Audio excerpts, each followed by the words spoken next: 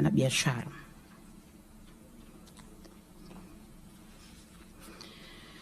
La kwanza, naomba niendelee pale ambapo nimeishia kwenye swala la biashara za kimtandao.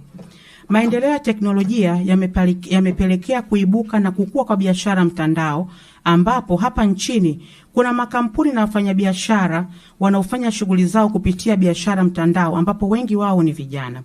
Hadi mwaka 2024 kuna jumla ya makampuni 1820 yamesajiliwa, ambapo biashara mtandao ni shughuli yao kubwa.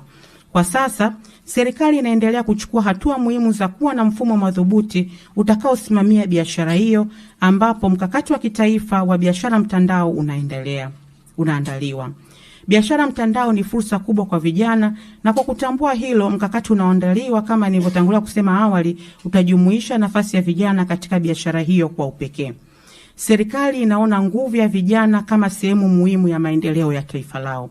Tutaendelea kuweka na kubuni miundombinu, mafunzo na rasilimali ili biashara mtandao iwe rahisi kwa vijana. Tutawasaidia kwenye kuhakikisha malipo yanakuwa salama, masoko yanaendelea kuwa makubwa, na tutawapa msaada wa kitaalamu pale ambapo itahitajika. Tutaweza kuweka uwezeshi kwenye upatikanaji wa vifaa vya kiteknolojia ili vipatikane kwa urahisi, ili kila kijana awe na fursa ya kufanikisha ndoto zake. Tutahimiza ubunifu na changamoto ambazo zitaleta zawadi, kuifanya biashara mtandao iwe burudani, lakini vile vile iwe na faida. Sisi tunaamini kwa pamoja, vijana pamoja na serikali, tunaamini tunaweza kujenga Tanzania yenye wajasiriamali hodari wenye bidhaa zinazoshindana kimataifa, na ndio lengo letu, na tutafanikisha hayo.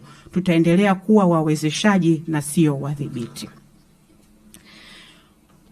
Sasa kwenye fursa zinazopatikana kwenye uendeshaji wa viwanda vidogo pamoja na ubunifu.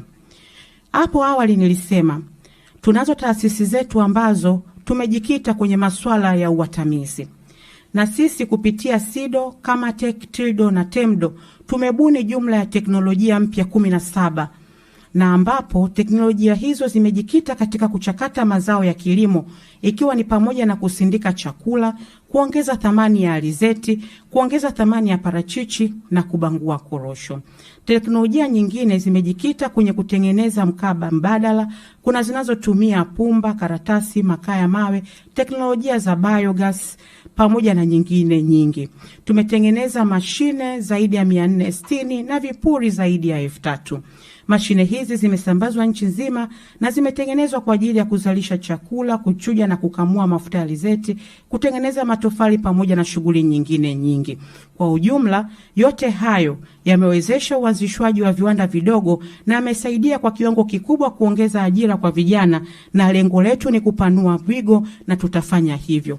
Na tayari hata mwezi huu tumeendelea kutoa mikopo mingine kwa ajili ya kuboresha shughuli hizo kwa vijana, na kwa sasa hivi tunajua hatuwezi kufanya sisi peke yetu.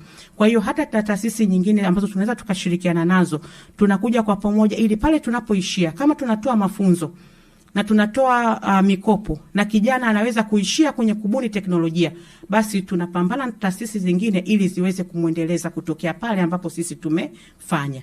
Kwa hiyo tunaleta ushirikiano baina ya taasisi zote ndani ya serikali ili kuhakikisha kijana huyu, taasisi hii kimuishia hapa, basi nyingine iweze kumuendeleza. Lakini vile vile tuna huduma za kifedha na mitaji kwa vijana. Kwa sasa mfuko uliopo chini ya Wizara ya Viwanda na Biashara kwa ajili ya kutoa mikopo kwa wajasiriamali ni mfuko ule ambao nilitangulia kusema pale awali wa ujasiriamali, ambapo umewezesha mikopo zaidi ya 841 yenye thamani ya bilioni 2.4. Lakini tunayo mikopo mingine kupitia taasisi zingine ikiwemo Benki ya Kilimo ambapo inatoa mikopo takriban bilioni 54.24 kwa viwanda vya mazao, na mfuko wa dhamana umetoa shilingi bilioni 1.96 kwa viwanda 26. Mikopo hii ni ya riba nafuu ambayo ni chini ya soko. Aidha, na mabenki nyingine wanatoa mikopo yenye riba nafuu kwa wajasiriamali, na serikali kupitia Benki Kuu inatoa mikopo ya riba nafuu hadi 3% kwa benki zote zitakazotoa mikopo kwa wakulima na wajasiriamali kwa bei ya chini ya 10% kwa mwaka. serikali itaendelea kuongeza uwezo wa taasisi za kifedha ili kutoa mikopo kwa vijana wanaotaka kuanzisha viwanda vidogo, biashara na uzalishaji na ubunifu wa teknolojia.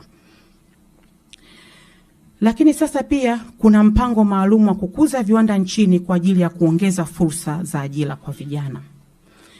Tumeandaa mpango maalum wa kukuza viwanda nchini. Mpango huu unatarajia kuanzisha, kufufua na kuendeleza viwanda vipatavyo 948 na kutoa ajira milioni 6 ndani ya miaka 6.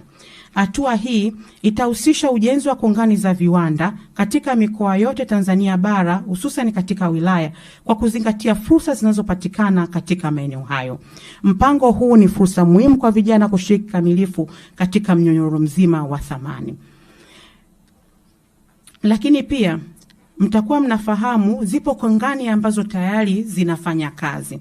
Kwa mfano, kongani ya Kwala Industrial Park ambayo Mheshimiwa Rais alieleza kati anahutubia bunge kwa mara ya kwanza kwamba italeta ajira 100,000. Kongani hii imekwisha anza. Kwa hiyo pale ile kongani inategemewa itakapokamilika kuwe kuna viwanda vikubwa takriban 200 na viwanda vidogo takriban 300. Lakini itapatikana ajira za moja kwa moja takriban 100,000 na zisizo za moja kwa moja takriban 500,000. Lakini mpaka tumetembelea wiki iliyopita tayari viwanda 20 pale vinafanya kazi. Na sasa hivi pia kinajengwa kiwanda kikubwa sana ambacho kitakuwa kikubwa Afrika katika kuzalisha mifumo ya umeme jua, yani solar power panel. Pia kitakuwepo pale. Na katika viwanda hivi 20 ambavyo viko pale tayari Watanzania 20,000 wameajiriwa, ambapo kwa asilimia kubwa ni vijana. Kwa hiyo vile vile tuna industrial park zingine, lakini nikasema niwape mfano na muone ni kwa namna gani swala la ajira kwa vijana tunavyolichukulia kwa umuhimu wake na kuhimiza wawekezaji wetu waweze kuongeza kasi ili tuweze kuleta tija kwa wananchi wote, lakini hususan kwa vijana. Kwa hiyo pale Kwala tayari viwanda 20 vipo na tayari ajira 20,000 kati ya zile 100,000 zimeshatengenezwa.